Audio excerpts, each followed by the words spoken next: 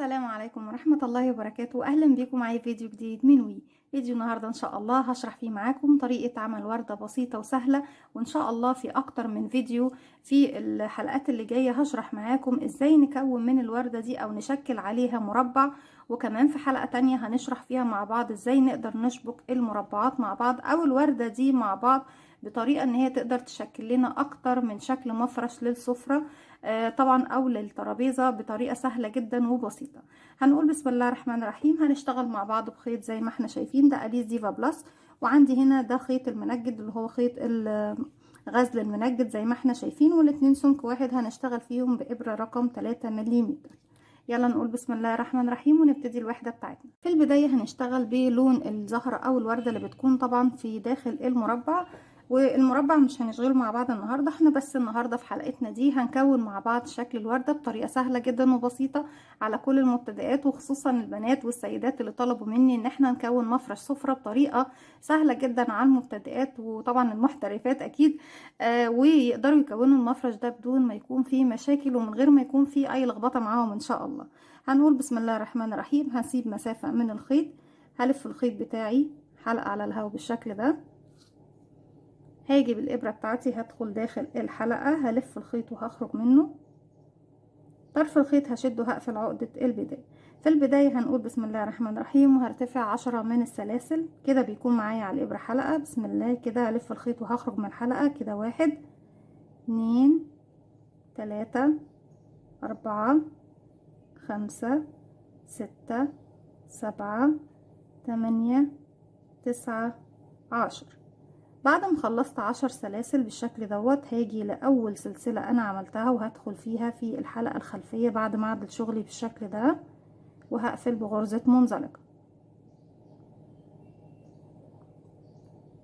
طرف الخيط اللي احنا طبعا عملناه في البداية، اما ان انت تسيبيه بالشكل دوت وبعد كده بإبرة التنظيف ترجعي تنضفيه، او ان انت بتسحبيه معاكي في ظهر حرف الفي اللي احنا شايفينه زي ما احنا شايفين بالشكل ده في ظهر الشغل بتاعنا ونبتدي نشتغل عليه. طيب الراوند الاول بتاعي بيكون مكون من ايه؟ بيكون مكون من 24 غرزة حشو، يعني برتفع ارتفاع غرزة الحشو وهو سلسلة، وبعد كده داخل الدائرة بتاعتي بشتغل 24 غرزة حشو.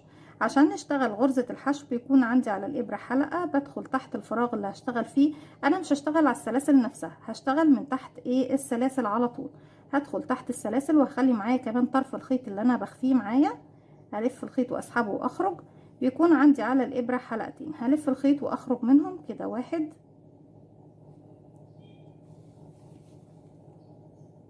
تاني، بكرر معايا حلقة، بنزل تحت الفراغ الف الخيط واخرج، معايا حلقتين بلف الخيط وبخرج منهم كده 2 3 4 5 6 7 8 9 10 11 12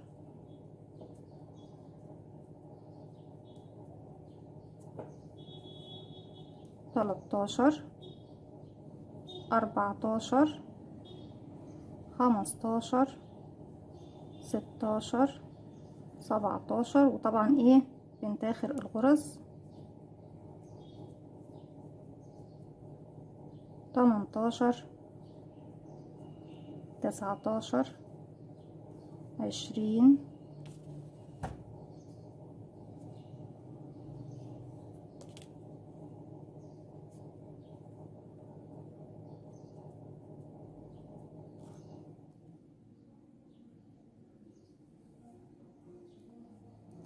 21 22 23 24. بالشكل ده بكون خلاص خلصت الراوند بتاعي كله ب24 غرزة حشو زي ما احنا شايفين. بردك بسحب الخيط بتاعي اهو، باجي عند اول غرزة انا اشتغلتها اهي، بدخل من تحت حرف الفي وبخلي معايا كمان الخيط دوت وبقفل بغرزة منزلقة، وتظبطي الدائرة بتاعتك بالشكل ده. خلاص طرف الخيط دوت انا هسيبه في النهاية خالص بقى اظبطه بإبرة الكروشيه او بإبرة التنظيف زي ما احنا عارفين وشفنا مع بعض قبل كده في حلقة، طبعا في الحلقات الاولانية من القناة. هنرتفع كام سلسلة؟ هرتفع 3 سلسلة. بسم الله كده، 1 2 3، وارجع تاني ارتفع سلسلتين، 1 2. طيب ال3 سلاسل الاولانيين بعتبرهم غرزة عمود بلفة، والسلسلتين التانيين هي المسافة ما بين العمود بلفة والعمود بلفة اللي هنروح نشتغل. احنا طبعا اشتغلنا عند الحلقة دي صح كده، فانا مش هشتغل فيها، وكمان مش هشتغل في الحلقة في الغرزة اللي بعدها اللي هي طبعا غرزة الحشو اللي بعدها. ولما هاجي هشتغل تحت حرف الفي، بيكون عندي حرف الفي كامل على الابرة، الضلع الامامي والضلع الخلفي، الفرونت لوب والباك لوب. انا مش هشتغل فين؟ مش هشتغل في الحلقة اللي انا ارتفعت منها، ومش هشتغل في الفراغ كمان اللي بعده، هروح للفراغ اللي بعده وهشغل غرزة عمود بلفة. طيب بنشغل غرزة العمود بلفة ازاي؟ بيكون عندي على الابر حلقة، بلف الخيط بيبقوا حلقتين، هنسيب الفراغ اللي طلعنا منه وهنسيب الفراغ اللي بعده وهنروح للفراغ رقم 3 وهشتغل، هلف الخيط وهخرج معايا على الابرة 3 حلقات، هلف الخيط واخرج من حلقتين، اتبقوا 2 هلف الخيط واخرج منهم. بالشكل ده انا كونت ايه؟ كونت مربع او فراغ عندي هنبتدي نشتغل عليه من فوق. بعد كده هاخد سلسلتين، 1 2، والف الخيط على الابرة واسيب الفراغ اللي بعد اللي انا اشتغلت فيه واروح للي بعده اشغل غرزة عمود بلفة كده، 2، ارجع اخد سلسلتين، 1 2، ونسيب فراغ ونروح للي بعده ونشغل عمود، 3، سلسلتين، 1 2، هسيب فراغ واروح للي بعده اشغل عمود. في النهاية هيتكون عندي 12 عمود بلفة بما فيهم طبعا سلاسل اللي هما الارتفاع ال3 الاولانيين. انا عندي كده 1 2 3 1 2 3 4 5 سلسلتين، نسيب فراغ ونروح للفراغ اللي بعده نشغل عمود، 6، سلسلتين، هسيب فراغ واروح للي بعده، 7،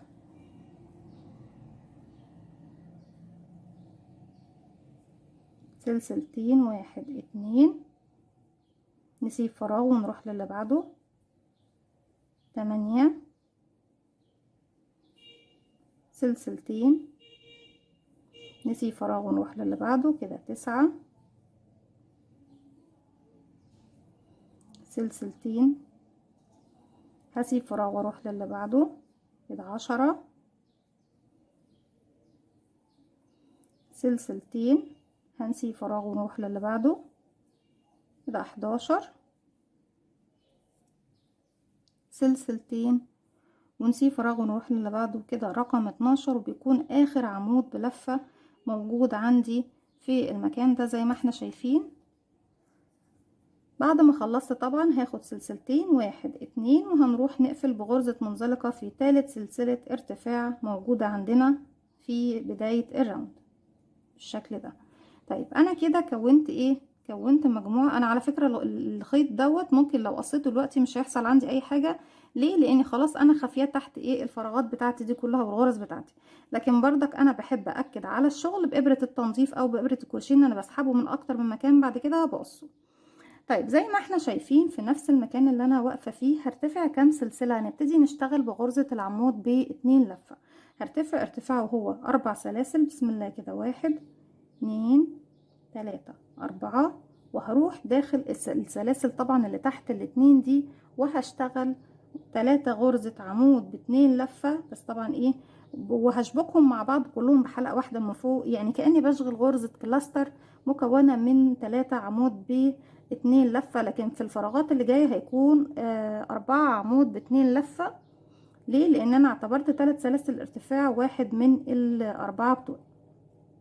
انا لما بشتغل بقى غرزة العمود ب2 لفة بيكون عندي على الابرة حلقة، بلف الخيط 1 2، بيكون معايا وليه لفيت 2 لان عمود بلفتين، يعني معنى ان احنا بنلف الخيط على الابرة مرتين. اصبح معايا 1 2 3. هدخل بقى في الفراغ بتاعي تحت السلاسل، هلف الخيط وهسحبه وهخرج معايا على الابرة 4 حلقات، بلف الخيط وبخرج من حلقتين، اتبقوا 3، بلف الخيط واخرج من حلقتين، اتبقت الاخيرة طبعا والحلقة الاساسية هسيبها معايا على الابرة. هرجع تاني 1 2، هدخل تحت الفراغ، هلف الخيط وهخرج، هلف الخيط وهخرج من حلقتين، هرجع الف الخيط واخرج من حلقتين، وهخلي التالتة معايا على الابرة. ارجع تالت مرة هلف الخيط وادخل، الف الخيط واخرج، الف الخيط واخرج من حلقتين، ارجع الف الخيط واخرج.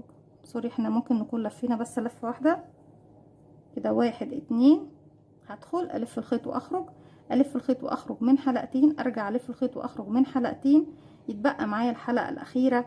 وبكده اكون معايا 3 حلقات لل3 اعمدة دول، بالاضافة طبعا للحلقة الاساسية هلف الخيط وهخرج منهم كلهم مرة واحدة. بعد ما خلصت غرزة الكلاستر بتاعتي مكونة من 4، يعتبر 4 عمود ب2 لفة، هاخد 5 سلاسل مسافة كده. 1 2 3 4 5. طيب هتروحي فين يا رندا؟ هنروح للفراغ اللي بعده، وهكون تاني 4 بقى عمود ب2 لفة مقفولين بغرزة كلاستر من فوق كده. 1 2، وهدخل تحت الفراغ الف الخيط واخرج، هلف الخيط واخرج من حلقتين، ارجع الف الخيط واخرج من حلقتين، والتالتة معايا على الابرة. هرجع 1 2، هدخل تاني تحت الفراغ الف الخيط واخرج، الف الخيط واخرج من حلقتين، ارجع الف الخيط واخرج من حلقتين، واخلي التالتة على الابرة.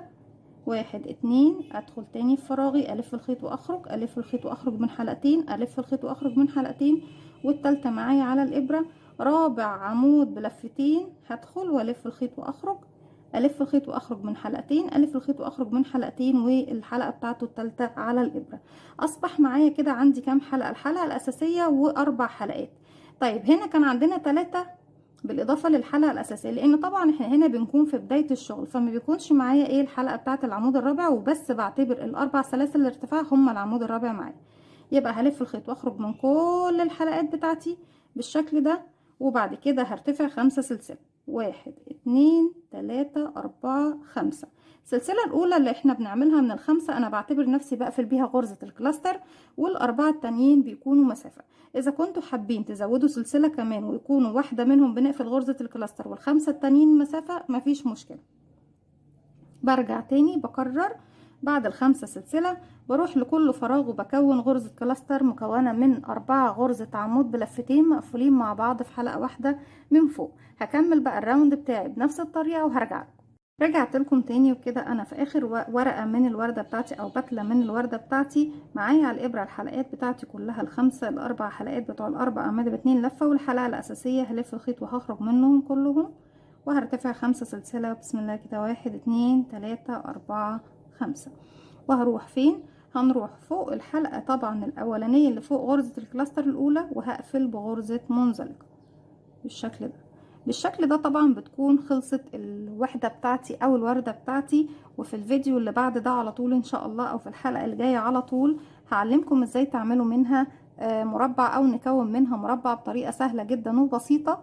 استنوني في الحلقة الجاية. اتمنى النهاردة فكرة الفيديو تنول اعجابكم. ما تنسوش لو عجبكم الفيديو تعملوا لي لايك وشير وسبسكرايب، واستنوني فيديو جديد من وي، وفعلوا زرار الجرس عشان يوصلكم مني كل جديد. السلام عليكم ورحمة الله وبركاته.